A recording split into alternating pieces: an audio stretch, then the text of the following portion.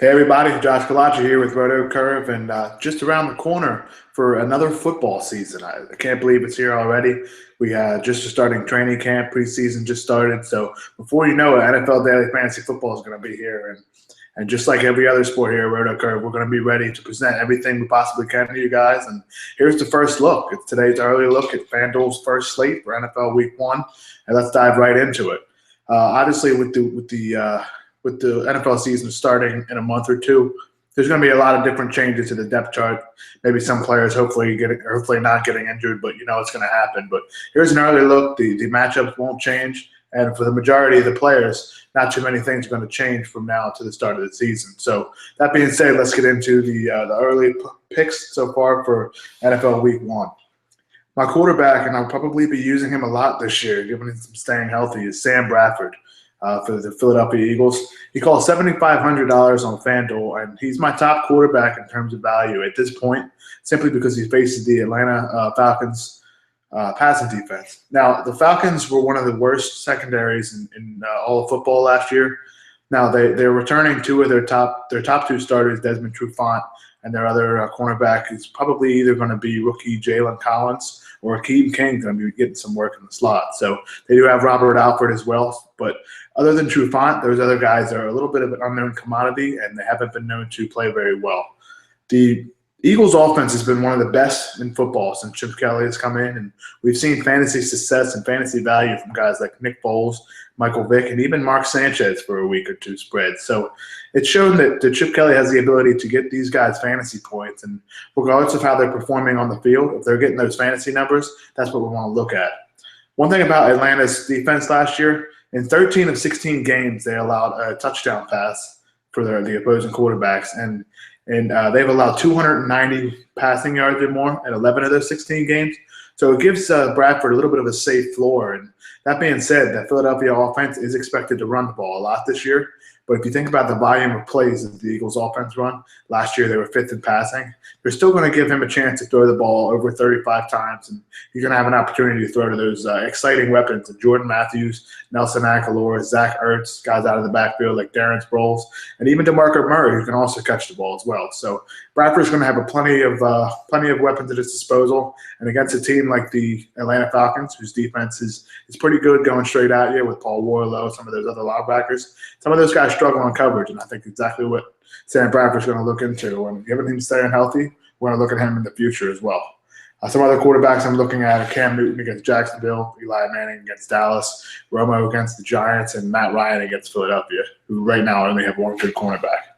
Moving on to running back, the guy for me right now is a value play, that's Alfred Blue. He's priced as running back 43. Now, of course, pricing came out before Arian Foster got hurt, but those prices aren't going to change. That's one of the good things about pricing being released early for NFL Week 1 is these guys you're going to find some cheap guys based on guys getting hurt. Now, Blue isn't a lock to start, but as of this time, he is the number 1 on the depth chart, and that's a big thing in Houston because last year they led the league in carries. I believe they carried the ball 551 times, and their lead back had the majority of those carries. It was Arian Foster when he was healthy. But the one thing about the Houston Texans is in Week 1 is they face the Chiefs. Now, the Chiefs are one of the better rush defenses in football, especially with the nose tackle named Terry Poe, who's one of the best, if not the best, nose tackle in the NFL. But the fact remains that Blue is so cheap at just $5,800 on FanDuel, and the volume the Houston Texans running backs are able to accrue. They get between 18 to 23 touches almost every game. It makes for a value play that it almost feels like he will be in everyone's cash lineups and a lot of GPP lineups as well, simply because of his price and the volume he's going to see, despite against a tough matchup of the Chiefs. The other running backs I'm looking at this point are Lamar Miller against Washington, Eddie Lacy against the Bears, Doug Martin, given he starts against the Tennessee Titans, and, of course, Joseph Randle against the Giants. We run behind that Cowboys offensive line. It looks like one of the best in football in terms of run blocking. And DeMarco Murray against Atlanta. Atlanta also struggled defending the run last year as well. The next position is wide receiver. And, of course, you're expecting to hear guys like Odell Beckham, Julio Jones, A.J. Green, and Dez Bryant. The guy I'm looking at for Week 1 at this time is Jarvis Landry, Miami wide receiver. Now, Landry's rookie season showed that he has a lot of skills. He's had some of the best hands we've seen from a rookie receiver in a long time, and he's very good in the slot. Now, he faces in Week 1 the Washington Redskins. And if you remember, the Redskins' #1 corner is Bashard Breeland, who got hurt in training camp, but he's also suspended for week 1, so he will not be on the field. That basically means with the way that Landry lines up for the Dolphins, he's going to be opposed by David Anderson, who is still one of the worst defending quarterbacks in the league. When he was at NC State, he got burnt a lot, and when he came to the NFL, nothing really changed. Last year, he allowed 67 catches on just 91 targets. He allowed 10 touchdowns in coverage, including 4 in one game. Those numbers are according to Pro Football Focus. The Redskins as a whole allowed the second most fantasy points to wide receivers last season, and they returned most of the same secondary with the exception of Chris Culliver, who they signed from the San Francisco 49ers. The other receivers I'm looking at this time are Kelvin Benjamin against Jacksonville, DeAndre Hopkins, who's now the #1 receiver with really no big number 2 in Houston. He faces the Kansas City Chiefs. A.J. Green against Oakland, Mike Evans against Tennessee, Jordan Matthews against Atlanta. He's going to be in the slot with Sam Bradford thrown to him. He's going to get a lot of looks up the middle. And also like Torrey Smith against Minnesota. Minnesota does have one of the best corners in football in Xavier Rhodes, but the other corner on the other side is not going to be as good. And I think Bolton's going to match up with Rhodes. So Torrey Smith's going to be wide open on the other side. And as one of the better deep threats in the NFL, he could be in for a big day. Now, moving on FanDuel, they have a tight end, they have a kicker, and a defense. So real quick, the tight end for each and every week is Rob Gronkowski's the top play. Now, that being said, without Tom Brady, I want to see how the Patriots offense gets used to running the ball and kind of spreading the ball around with Jimmy Garoppolo. And I'm not going to be taking Gronk because I'm not sure that Garoppolo has the same talent as Tom Brady. I'm actually certain of that. But we don't know how that offense is going to look. So I'm going to look at week 1 on how they use Gronkowski. And if he does great, that's fine. That means we're going to be able to use him in week 2 or 3. But without Tom Brady, I want to see how that offense works.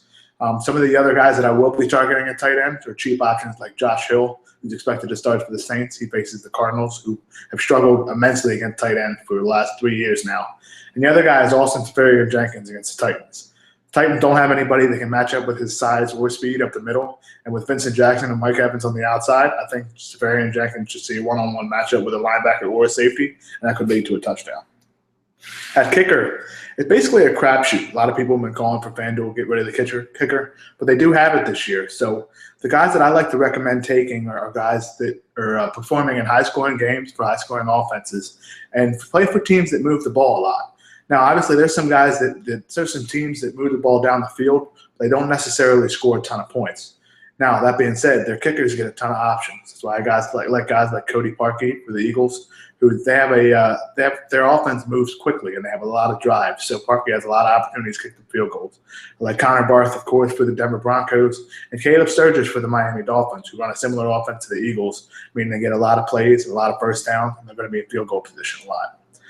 Now, for defense, for week 1, obviously this changes each week depending on who the opposing quarterbacks are. There's a lot of quarterback competitions right now, so this may change. But for right now, I'm looking against the Carolina Panthers against Blake Bortles and the Jacksonville Jaguars.